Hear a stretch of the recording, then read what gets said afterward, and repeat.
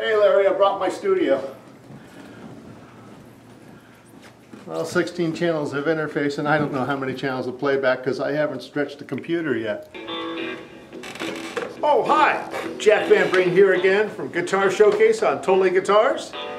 That's Guitar Showcase in San Jose, California, and you can find us on the web pretty much any way you need to. Today we're going to talk about one of my favorite new toys. Yes, this is my personal copy of the PreSonus StudioLive 1604-2. And what I particularly like about this board is it solves a multitude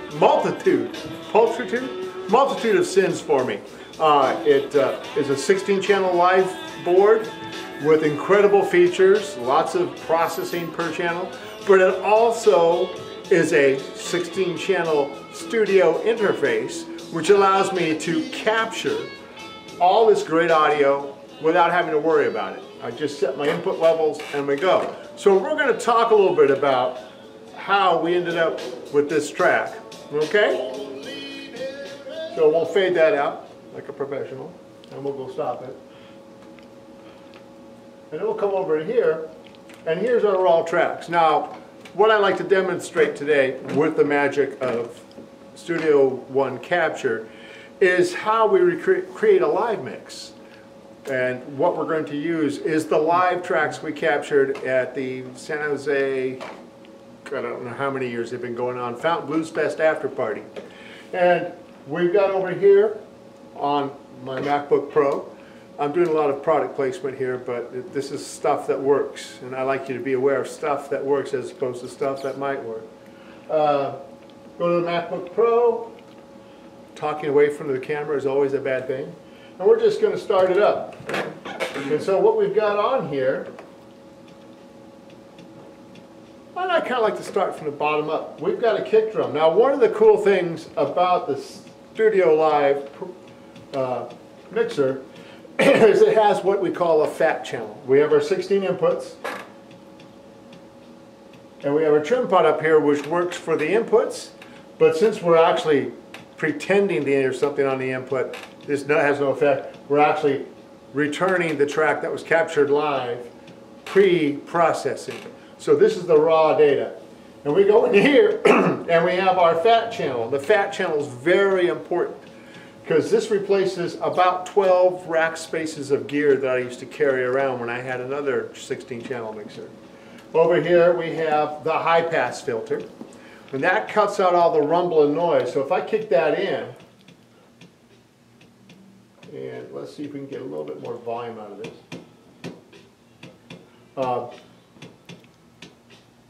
I can get rid of all the low end. Now what that's useful is if you've got somebody stamping on your mic stand, you can dial that out.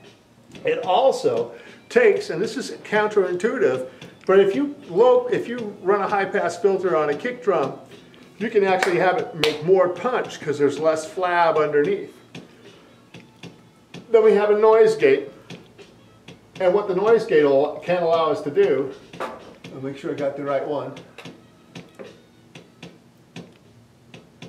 So if you listen closely, you can hear harmonica coming through the kick drum.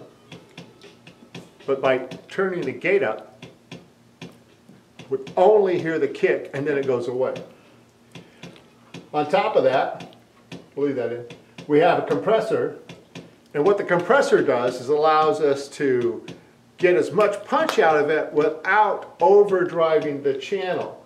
So by kicking that up, we kick the gain up a little bit, but let's do this. Give it a really tight ratio.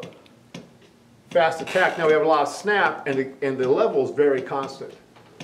Now, then we have our parametric EQ, semi-parametric EQ. We have low mid, high mid, and here we can do some fun stuff where we can go up to about 100, well, right about there,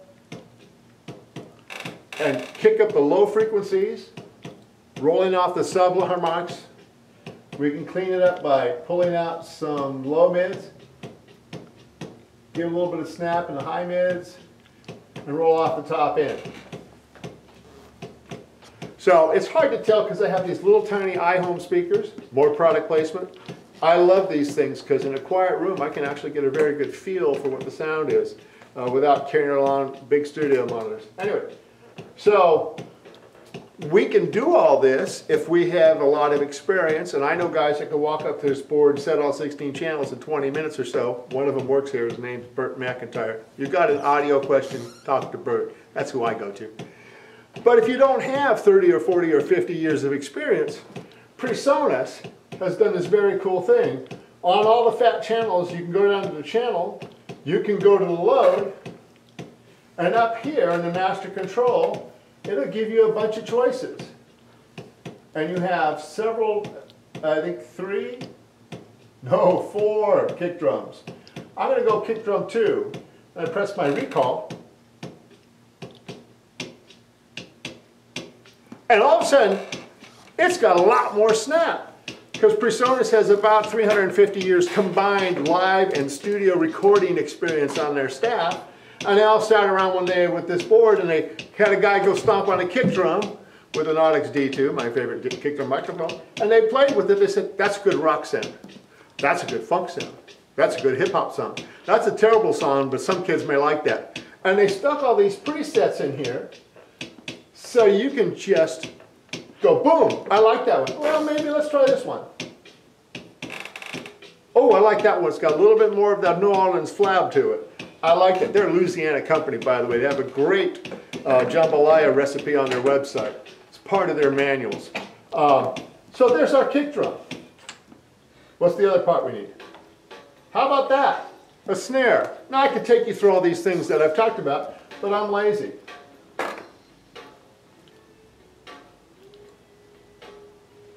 I like a fat snare.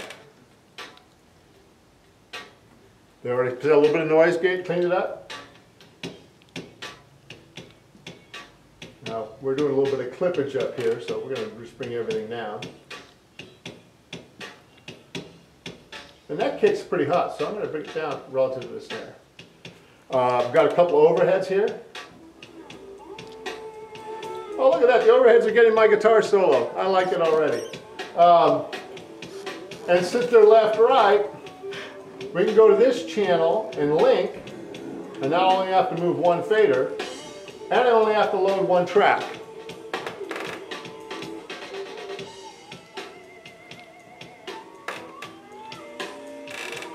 And it just brings out the air. That's the jazz overhead.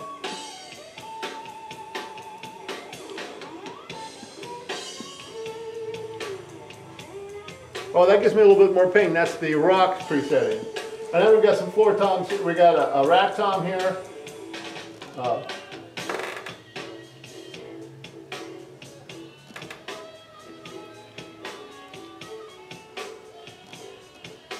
And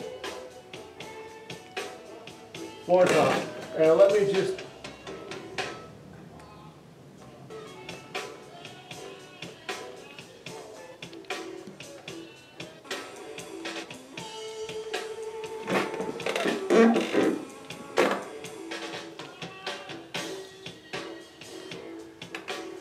and my good friend Kevin Coggins, great drummer that he is, doesn't play a lot.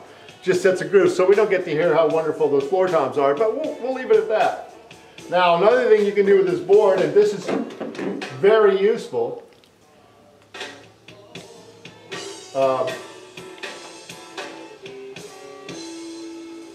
let's roll this all the way back to the start. Instead of running this drum mix, which I actually kind of like this, and then if I wanted it louder or softer, I'd have to do this kind of thing, which is a pain in the butt. We're going to go to the subs, we're going to link them up. We're going to go here and say sub 3-4, sub 3-4, sub 3-4, sub 3-4, yes, sub 3-4. And now, oh, yes, let's send those to me. Okay, so now I have my full drum set here in stereo. I can do the same thing with my vocals or a horn section.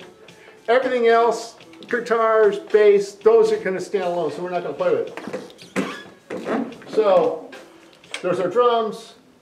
Oh, and by the way, you'll notice I'm working backwards. That's the way I do it. Most pro audio mixers, they start with the kick drum on one and work this way with the vocals closest to the master controls. I've been doing this so long that it just seems unnatural to me, so I work the other way. So we got our 6 channels of drums, and here we have a bass that's not very hot. So we're going to have to go load up some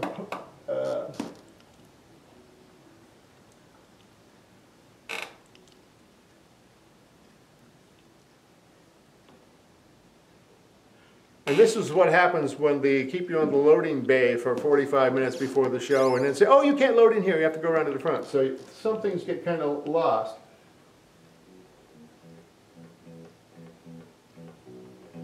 So I'm going to cheat and use the compressor to boost it up.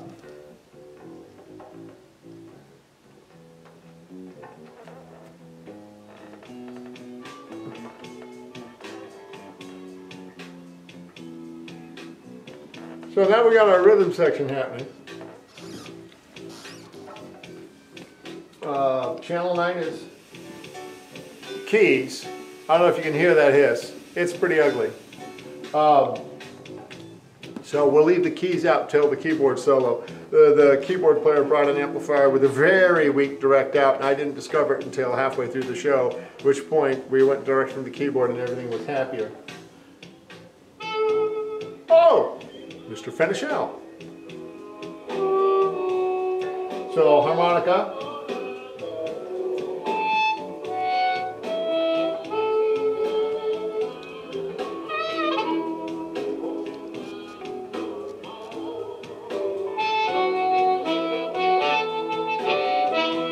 Now, for some strange reason, they call the harmonica the Louisiana saxophone or the Mississippi saxophone. So I have found, using that bit of historical trivia, that using a saxophone preset seems to work well.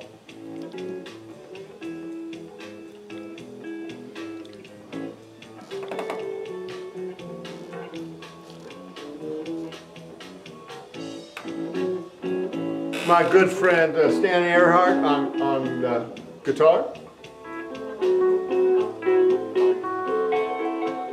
We're going to pan him over there.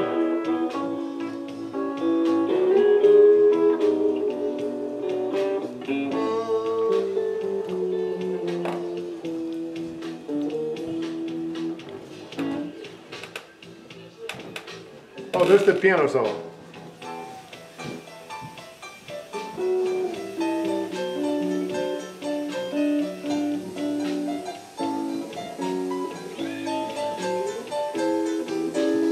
Now, we had a very cool thing happen at this show. We had a trombone player show up. And as I recall,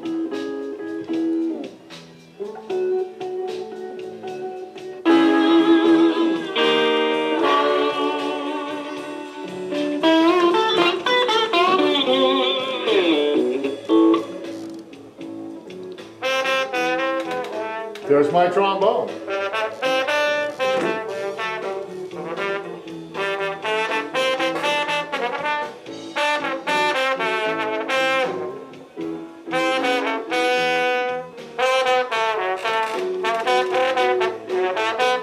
So what's left